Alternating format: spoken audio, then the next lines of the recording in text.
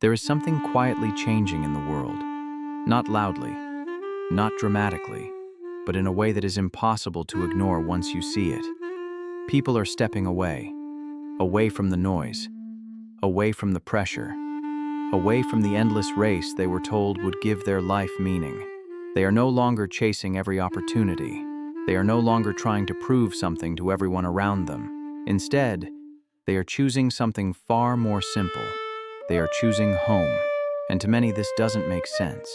Because for years, we've been taught that success lives outside, that fulfillment is found in movement, that the more you chase, the more alive you become. But what if that isn't true?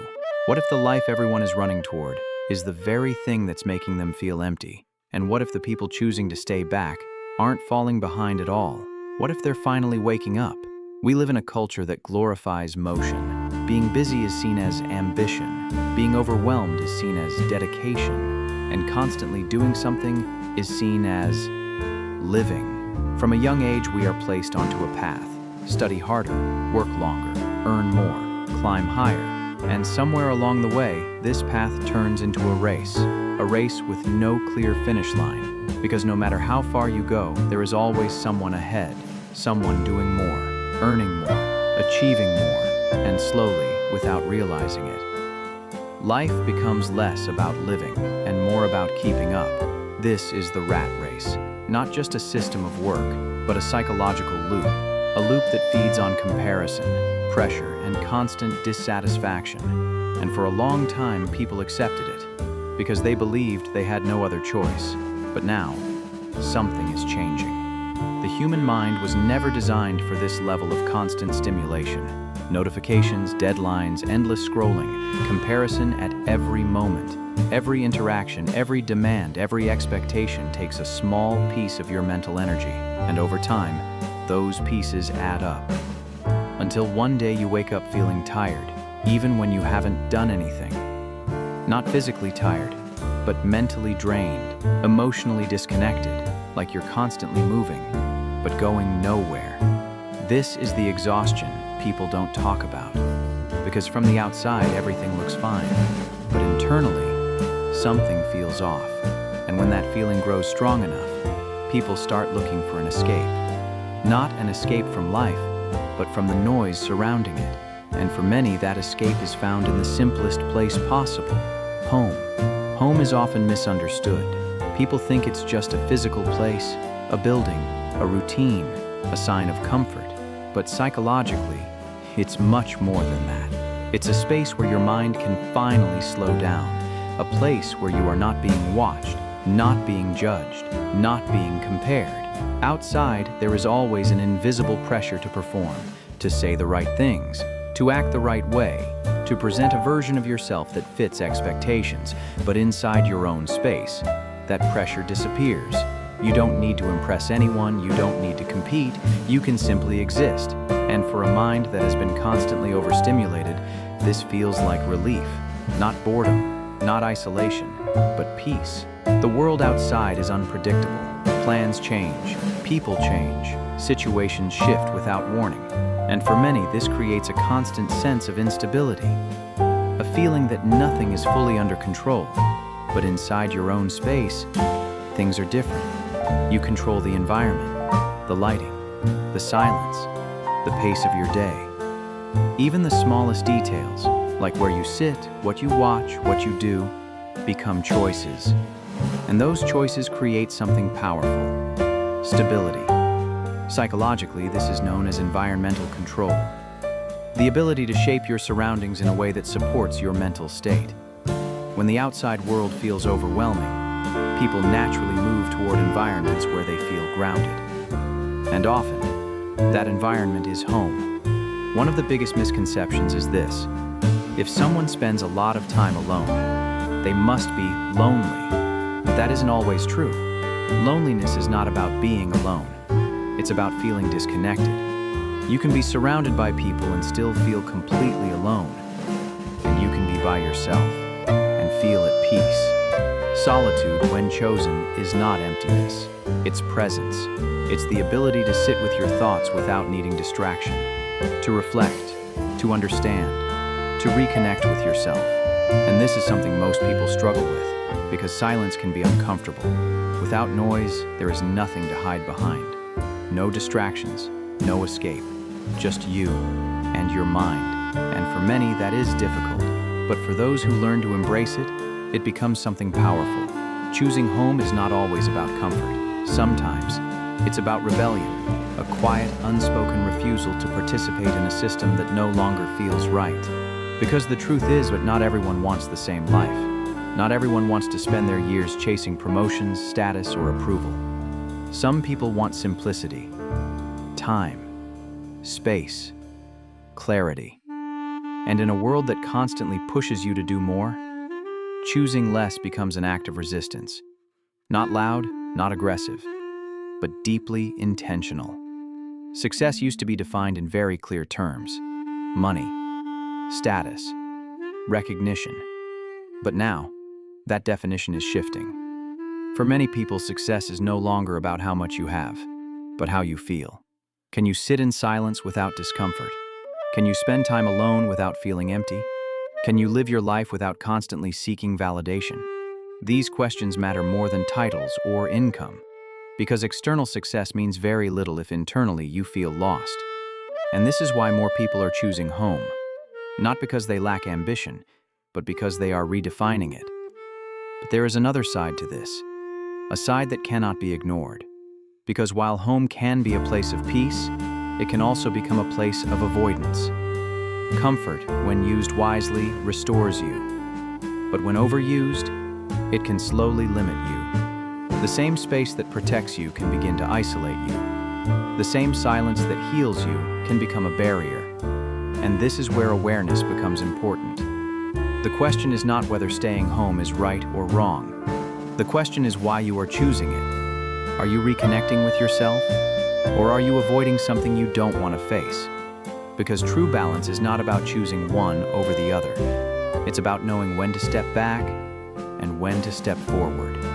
Stillness is something the modern world struggles with. Everything is designed to keep you distracted, to keep you moving, scrolling, consuming. Because in stillness, you start to notice things. You notice your thoughts, your emotions, your patterns. You start to question things you once accepted. And that can be uncomfortable, but it can also be transformative. Because clarity does not come from noise, it comes from silence. And those who learn to sit in that silence begin to see life differently. So maybe people aren't choosing home because they are falling behind. Maybe they are stepping away from something that was never meant for them. Maybe they are realizing that constant movement is not the same as progress, that noise is not the same as meaning, and that a life filled with pressure is not the same as a life well lived. In a world that never stops running, choosing to slow down takes courage. Choosing peace over pressure, clarity over chaos, depth over distraction. Because sometimes, the people who seem like they've stepped out of the race are the only ones who finally understand where they're going. And maybe they're not losing at all. Maybe they've already won. Because while the world races past, chasing applause, promotions, and fleeting recognition, they have discovered a different kind of victory. One that doesn't need witnesses. One that doesn't require likes, followers, or status updates. Their win is subtle. It is measured in moments of stillness, the quiet satisfaction of living life on their own terms, in harmony with their own rhythm. They have learned the art of being present, of savoring the small things that others often overlook. The morning light spilling across the floor, the faint hum of a kettle warming water, the smell of coffee freshly brewed. To most, these are mundane details, but to them, these are treasures. Rituals that anchor the day, acts that restore balance, a gentle acknowledgement that life doesn't have to scream to be meaningful. It whispers, and if you're listening, it can tell you everything. There is a psychology to this. People who choose solitude over constant social stimulation are often misunderstood. The world sees them as withdrawn, as people who are missing out. But the truth is quite the opposite. They are fully immersed in life, just not the kind of life measured by motion. They have internalized the understanding that energy is finite. Each interaction, each obligation, Each forced smile outside the home costs them something invisible yet vital, a piece of mental currency. And their home?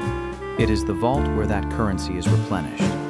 Carl Jung spoke of introversion as the turning inward of the psychic energy. It is not weakness, it is focus. It is a conscious choice to draw strength from oneself rather than the chaos of the outside world. And in that quiet, they grow, they reflect, they observe, they become attuned to details most people miss. The way sunlight moves across a room, the sound of rain on the windowsill, the rhythm of their own breathing. These moments of observation are more than aesthetic. They are the foundation of clarity, creativity, and calm. It's a misconception to think that those who love staying home are lazy or disengaged.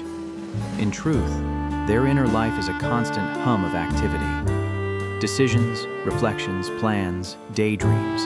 They move through these mental landscapes with care. Their minds are not idle. They are fertile fields. Ideas germinate here. Insights flourish. Deep work happens in silence. In the absence of distraction, they find focus. In the absence of external validation, they find self-respect. And maybe this is why they appear so unshakable, so composed. Because life inside their home has trained them. It has taught them patience, emotional regulation, and the subtle mastery of their own attention. They are the silent strategists of existence. Every habit, every corner of their home, every object has meaning. The chair they always sit in, the mug they reach for in the morning, the books lined up just so. All are manifestations of their inner world, carefully curated to sustain calm and purpose. This is not avoidance, this is sovereignty. They are not hiding from life, they are claiming it. They have learned to define their boundaries, to understand what nourishes them and what drains them, to select connections that add value and let go of those that demand performance without reciprocity. Their home is not a prison, it is a sanctuary, a laboratory of the self.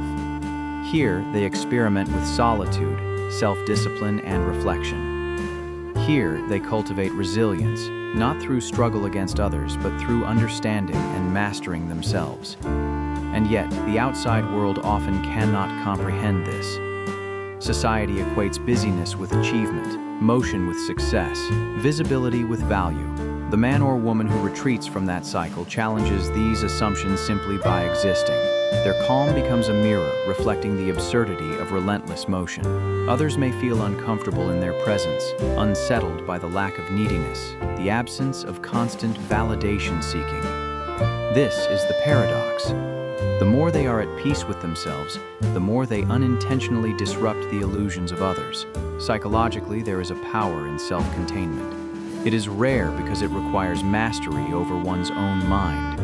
It demands the ability to sit with thoughts, emotions, and memories without flinching, to face boredom without distraction, to sit with discomfort without escape, to confront the shadows of past regrets and future anxieties, and emerge not broken, but whole. And in this wholeness, there is freedom. Freedom not to impress, not to compete, not to conform, but simply to exist. And maybe that's the lesson the world is missing. That the person who stays home is not retreating. They are advancing inwardly, moving into territories of self-awareness and emotional depth that most people never explore. In the end, those who choose home over the rat race are not retreating from life. They are embracing it on their own terms. They have seen the chaos of the crowd and opted for quiet. They have felt the pressure to perform and chosen authenticity. They have understood the fleeting nature of external validation and chosen self-respect. They have not given up on life, they have redefined it. And in that redefinition lies the ultimate victory. They are alive, fully and deliberately. They are awake even when the world is asleep in distraction. They are free even when the world is chained to expectation. And maybe, in that quiet triumph, they have discovered a truth the world has forgotten, that the richest life is not the one most observed, but the one most understood by its own inhabitant. And maybe, in the end, they are exactly where they were meant to be.